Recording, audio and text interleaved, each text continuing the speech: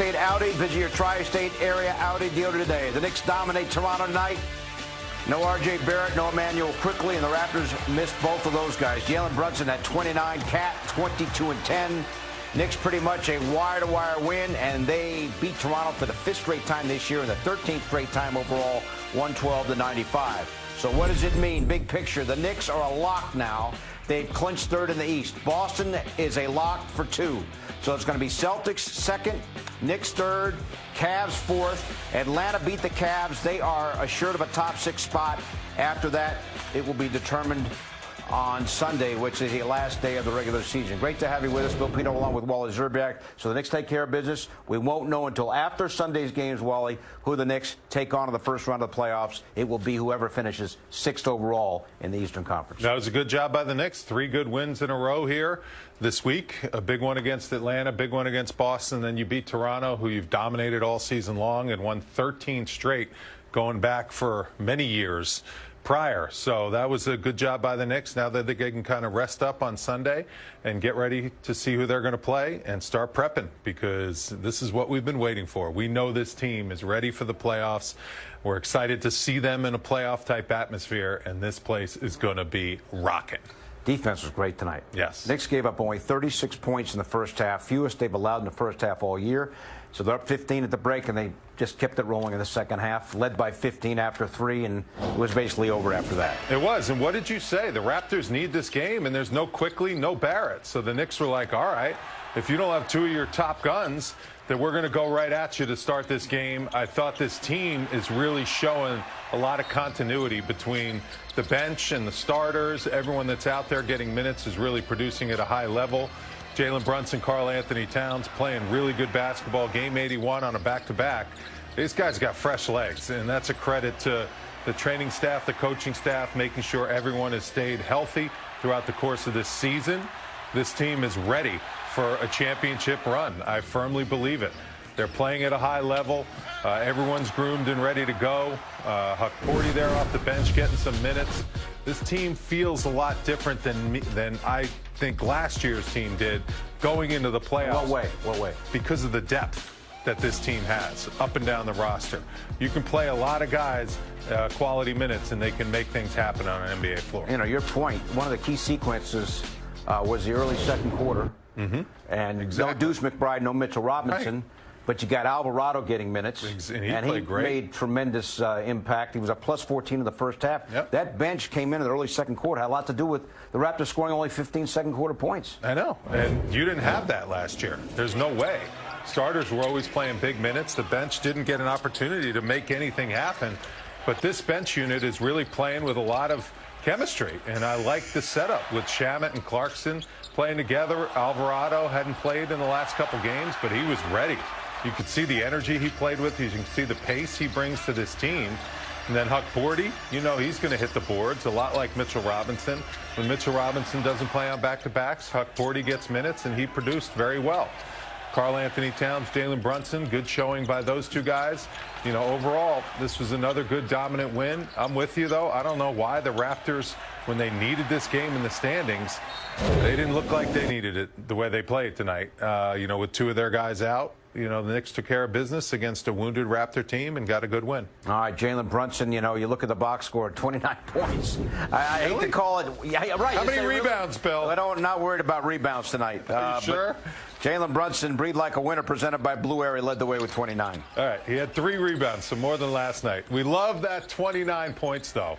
He just looks really good. I think he looks really quick, too. You know, his ankle last year, he had that ankle injury, so he missed most of the month of March coming down into the playoffs. Then he was obviously really good in the playoffs. But this year, it just looks like he's fresh, and that's a great thing. Game 81, for you to be fresh, like it's a long grind to play 81 NBA basketball games at this point in the season. To have this team look this fresh mentally and physically is a really good sign going into this playoff push. You've been in this situation. They're going to play the Charlotte Hornets on Sunday. Game means nothing. Right. Maybe we see, obviously, Mikal Bridges will play. Who knows about the rest of the roster? Right. Then what happens? I mean, you've been in this scenarios where you have a week to prepare. What is a week off like for a team getting ready for the first round? Well, you want to see who you're playing first. But you may not know, though. Well, you will know. You will know. Yeah, the playing, right, they're going to play the 6th seed. Right. So you're going to get a stack of, like, it used to be DVDs back in the day, but you can just watch it on an iPad now. You're going to get specific video on whatever player you're probably going to be matched up against. That's the first and foremost. You start going through that. It's individual kind of coaching and scouting on who your matchup is going to be. Then you start diving into the team concepts of how they play, all their plays, scouting them, watching film on them, along with developing an offensive game plan on how you want to attack whatever team. The extent that I remember Mike Brown and the preparation of the coaching staff getting ready for playoff series, it was like big-time homework. It was like a book report. You had to read this much, you had to watch a lot of film, and you had to really be prepared on the tendencies of each individual player that you were going to be guarding and was going to be guarding you. Raptors can still finish sixth. Knicks would love that. Knicks have beaten the Raptors by 16. Don't give them any bulletin board material. Whoever they play, they play. 16, Act 16, like a vet. 17, 22, 27 has been the margin of victory. That's all I'm saying. That's fair. Meantime, Karl-Anthony Towns, 22 and 10. He was fantastic tonight. Our thrilling moment presented by FanDuel Casino. Get your thrill on. Yeah, Towns was awesome. He loves playing against Pirtle. You know, Pirtle's a guy that he could take advantage of his foot speed. He can drive by him. Also, you know, being included in the offense and, you know, getting an opportunity to play pick and roll, kind of dissect the defense with some of his passing ability and skills. But his foot speed looked really good. And this is another guy, game 81. He's blowing by other centers. Look at the finishes here. His legs torches Jakob Poeltl. Let's be honest about it. Torches him. I completely agree. That's a really tough matchup for Jakob Poeltl. But I just like how spry and athletic he looks. Look at these dunks. This is game 81. You know, Mike Brown's done a good job of managing minutes. He has a really fluid rotation. And, you know, this team is ready to rock and roll. And I am very excited for how wide open the kind of East is. The West is going to be a monster matchups, all up and down, 1 through 8. And the playoffs are going to be must-see TV in the NBA. I can't wait to be locked in. All right, let us bring in Monica McNutt. As always, she helped call the game on the radio on ESPN New York. Monica, what did you think tonight? That was fun. The tradition continues, at least of this season, in terms of the Knicks being able to take care of business versus the Toronto Raptors.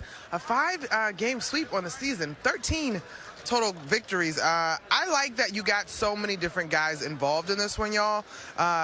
We know that the rotation has gotten tighter here late in the season, and in the playoffs, you have with the play-in, you're going to have that time off. So I thought it was valuable minutes to be shared around the roster.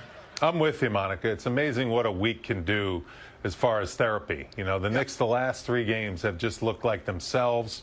There was a little panic setting in a couple weeks ago. What's this team going to be like in the playoffs? I don't know about you, Monica. This is as confident as I've felt about this team all season long, and this is a great time to feel this way when the playoffs are right on the horizon. I definitely like some of the good things that are happening. But, Wally, I got to say, Pito, I got your back on this one. I will say, Wally, don't love the rebounding in the last couple of games. Okay. That's just because, to your point, like, we're running out of opportunities to tune up, right? That play-in week, sure, they'll get a couple of good practices in versus one another, but it's hard to replicate in-game energy, right? And so this team, I think we have all seen this over the course of the year. When you think of that sluggish start coming out of the All-Star break, they're a team that's about rhythm, and so they got to tweak practices and such during the play-in week to make sure that they stay sharp in the return. But that's the only little habit that I'm like, ooh, I don't love finishing the season that way. And they have done their part to control their destiny with that 3rd seed. So who knows exactly what we'll see on Sunday night to close out the regular season. All right, we need to point this out. If the Knicks and the Celtics each win their first-round playoff series,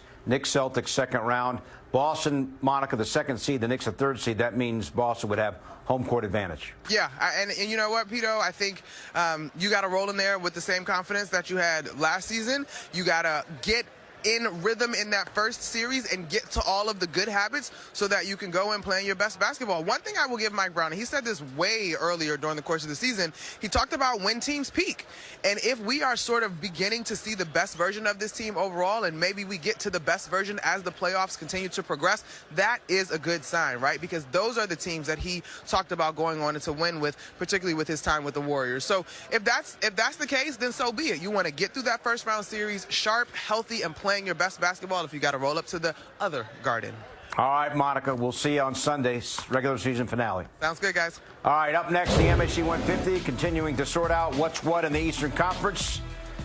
We've got Atlanta and Cleveland Tell you about the 3rd seed. We have complete pre- and post-game coverage of every Knicks playoff game all through the postseason right here on MSG, or stream our coverage on the Gotham Sports app. And stick with the home team for every game. All right, so we went over the highlights in the 150 Wally. Detroit victorious tonight, but we already knew they were going to be number 1. Yes. Boston, a huge win. They lock up number 2. Knicks are 3. Cavs beaten by the Hawks. That means the Cavs will finish 4. Atlanta's going to be either 5th or 6th.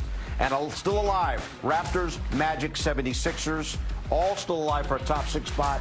Hornets are a lock for a play-in spot. So it's all going to come down to Sunday in terms of determining who the Knicks will play in the first round. We have to see also who has the tiebreaker between the Raptors and the Magic, because the Magic actually may have that here. Yeah, if you have that, because the Magic, if they tie the Raptors and they have the tiebreaker. Hawks have the tie. We don't care about the Hawks, but the Hawks have the tiebreaker against Orlando, and I think Orlando has a tiebreaker against Toronto. Let me confirm That's interesting. Yeah. So if Orlando wins their last 2 games, they sneak into 6. Right. They get out of the play-in, and the Knicks would play Orlando. So you just got to be ready whoever you play. And the luxury the Knicks have is you can sit and you can rest and you can gear up for preparation time, and you know who you're going to play. It's not going to be a play-in type scenario where the 1 and 2 seed. Is that a disadvantage if you're 1 or 2 and you don't know who you're going to be They playing? didn't have the play-in when I played. Right. So I would think it's a little bit of a disadvantage, because when you know who you're going to play, you have like a whole week to prepare for that first game and for the series. But when you're watching the play-in, you're preparing and going to practice each day thinking, we're going to prepare for this team, we're going to prepare for that team, and you got to see how it plays out. But you got to split time for who you're preparing for when you're watching play-in scenarios. Raptors had the tiebreaker over Orlando. There you go. So that's important. So it looks like Raptors are probably going to be the 6th seed. Right, and that would be a first-round matchup potentially against the Knicks. All right, Mike Brown's post-game comments around the corner. Knicks beating Toronto tonight easily, 112-95. Stay with us.